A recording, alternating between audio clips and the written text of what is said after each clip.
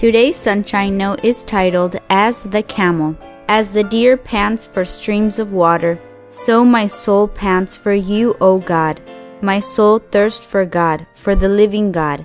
Psalms 42, 1 and 2.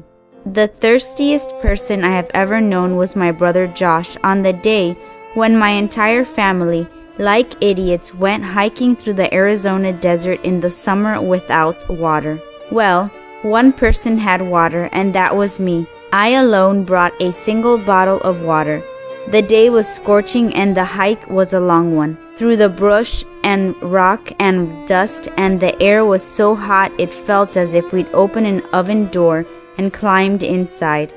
Poor, thirsty Josh followed me throughout the entire hike, crying, "Just a swig, just a swig." My water was gone in the first 20 minutes, except an inch or two at the bottom that I was saving for dire emergency.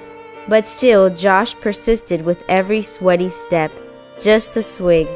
The thirstiest animal I've ever encountered was a wild camel in the Sinai Desert. Our Jeep caravan had stopped so some of us could find a private spot to go to the bathroom.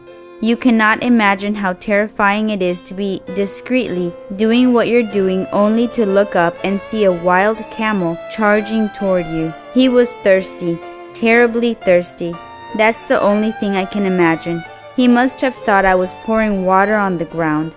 I bet he was really disappointed when he got there. I didn't stay to see though.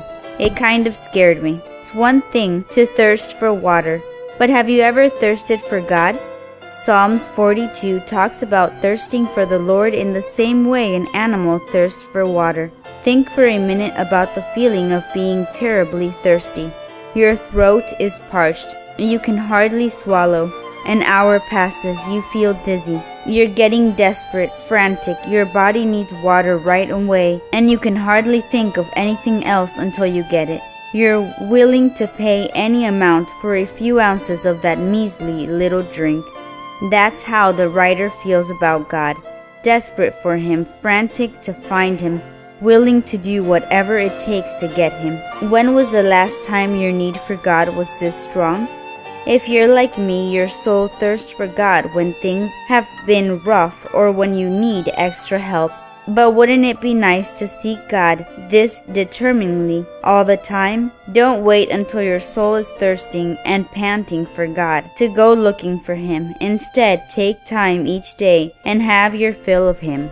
May God bless you today.